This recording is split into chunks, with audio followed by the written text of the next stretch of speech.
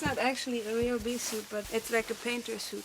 I got one for Nico too. This is a serious hobby. You can, like lots of people do it without suiting up, but my gynecologist said not to, because when you're pregnant. Plus sometimes when there's 50,000 bees, you can get a little scared.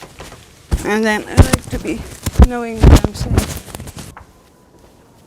First we gotta get a fire going. Okay.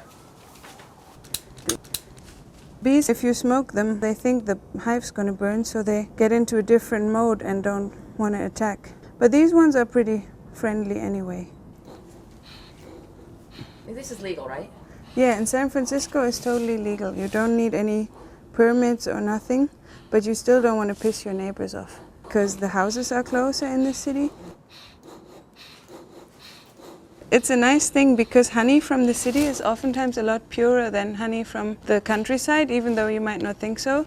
It's because in the city mostly what people have is decorative plants that they don't use hard pesticides on. And in the countryside there's a lot of fields where farmers spray other stuff. And so when the bees go eat that or bring that nectar home, there's sometimes a lot of pesticides in there. So city honey is pretty pure. What I do first, usually, I go over here and see how they're doing, because then you can kind of see what kind of day it is. This is the flight path. You can see them like this. Am I in their flight path? No, they go up here. And as long as you don't stand in their flight path, they really don't care what you do much. And if you stand in their flight path, they might land on you, but they don't really do anything. It's just when we open the hive, they get more like protective and stuff. It seems to be a normal day for them. I started with 10,000 and they didn't really look that many. It was just a little box like this. And now there might be about 5 or 6 times as many. Woo! Look, they stuck the two covers together. What bees do is they use propolis to stick everything together. See, they stuck the boxes together. I have to get my hive tool. Yeah, they do this to make it all airtight. Ooh! Maybe that upset them. I wanted to do it since last year. I like the thought that they pollinate things, and I like honey very much, and I found what they do very impressive, so I thought I could learn a lot from them. Look what they're doing. Is they're sitting there, fanning their wings and butting down their last segment, because they want to show the other guys where to go.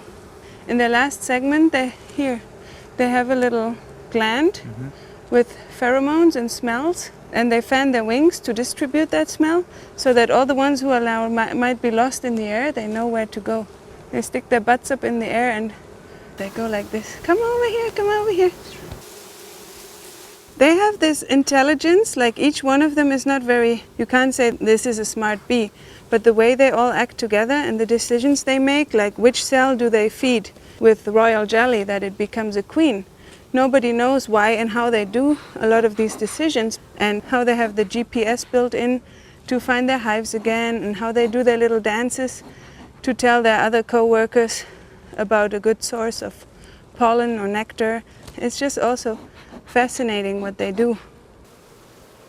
One day I came and it was a lovely warm summer day, and all they were doing was sitting at the entrance fanning because the hive was too hot, because they tried to keep the hive at one certain temperature for the eggs. And so if it's too cold, they warm it, and if it's too hot, they cool it with water and their wings. So I had to put these little stones in so that the top cover will get cracked for ventilation. Because I think 60,000 bees, they make a lot of temperature. Yeah, can you maybe just put this top box on here? I'll just try and keep many of them down. Oh, this one is heavier. Yeah, it has honey. This one is a pure honey box.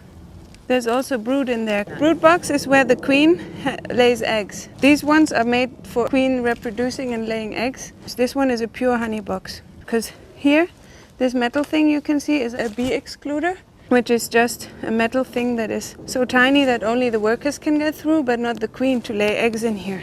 And then we can harvest probably most of these. And I wasn't even prepared to get a lot of harvest in the first year, because they say you never know how well they do in the first year. So what we can do now is we can check how good this is for honey harvest, because they build out the wax comb higher because they like to interconnect things. So they probably wanted to grow this wax comb into the next box from the bottom. All right, so this, oh, look at it. It's so pretty.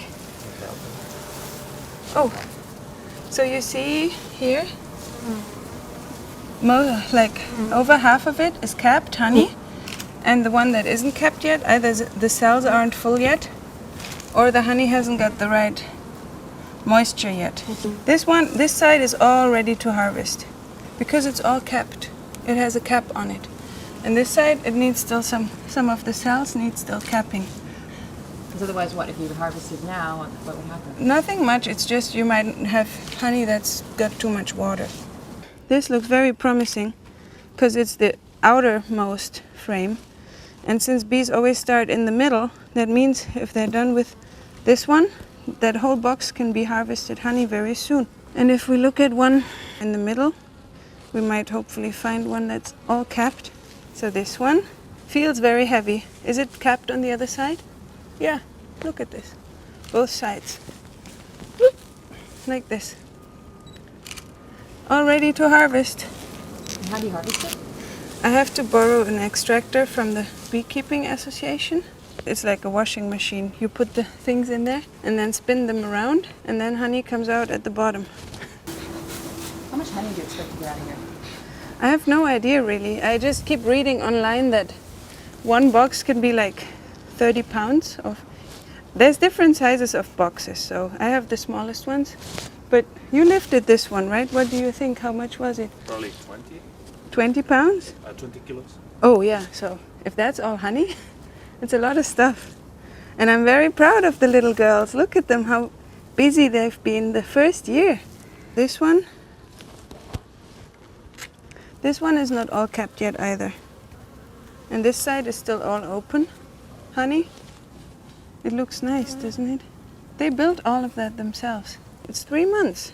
So 3 months, and they've done a lot of work. And they've multiplied so many times.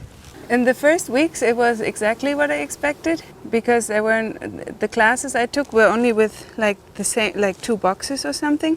But then when there were so many more, all of a sudden I felt a little intimidated, and I didn't know if I can keep handling them.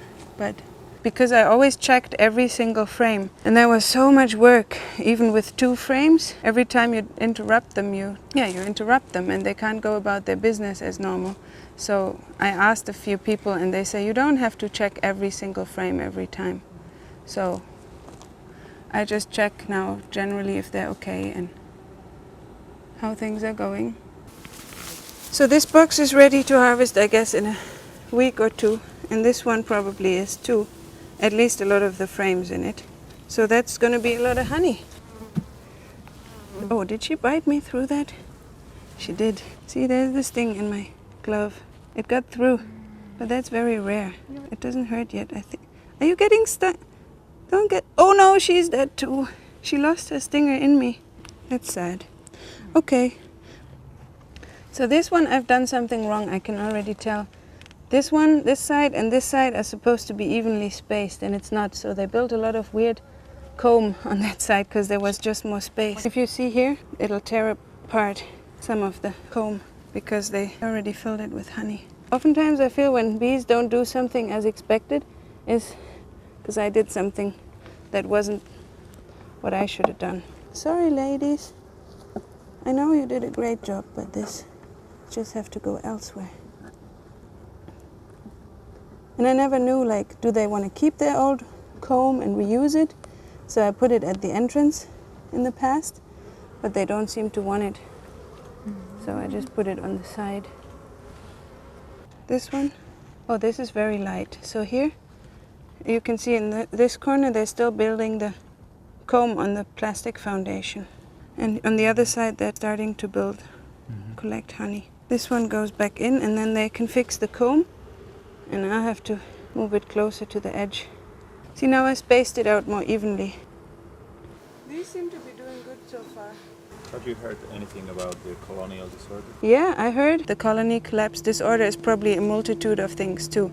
It's not just one thing. I've heard theories related to the fact that pesticides They That just too, go I think. to areas where pesticides were so important. They just may disrupt a little bit their immune system, so they feel weaker. Therefore, they are more prone to die when parasites just come, because they are not as stronger as before or something like that.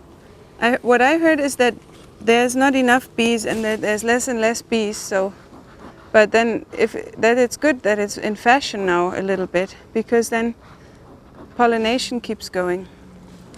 So, but there's hardly any wild bees anymore. Most of them are hives. I don't know. I'm very proud of these guys.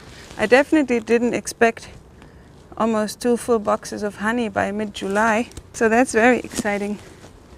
But now, ladies, you gotta get back in the house, because then you can keep doing your business. Every time before I go here, I'm always like, oh, what's gonna happen today? Are they all right? Is everything gonna work out fine? But I really think they're interesting creatures. And they work so hard. Everyone who works so hard deserves respect, I think. Get out of here. Yes, you don't like this. I know it. You just go flying home now. They're getting more agitated now. Do you see all of them fanning here? They're showing the others where they have to go. Zoom, zoom, zoom. And they only live like 6 weeks or so in the summer, because they literally work themselves to death. And here's some honey dropped out. I'm proud of these little girls. Inside. Oh, there might have been one.